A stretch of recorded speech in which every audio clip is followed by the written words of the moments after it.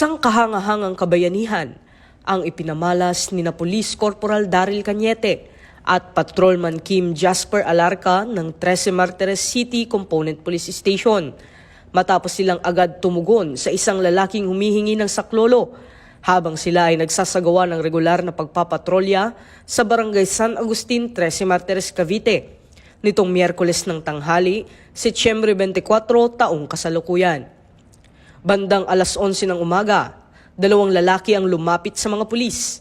Ang isa sa kanila ay hirap na sa paghinga at may iniindang matinding pananakit sa dibdib. Dahil dito, hindi na nag-aksaya ng panahon at agad na tumugon sina Police Corporal Cañete at Patrolman Alarca at tinulungan ng biktima upang maidala ito sa pinakamalapit na pagamutan. Subalit, habang nasa biyahe, nawala ng malay at pulso ang biktima, kaya agad huminto ang mga pulis at isinagawa ang cardiopulmonary resuscitation. Matapos ang ilang minutong tuloy-tuloy na CPR, bumalik ang pulso ng pasyente at agad siyang dinala sa ospital para sa karagdagang medikal na pagsusuri.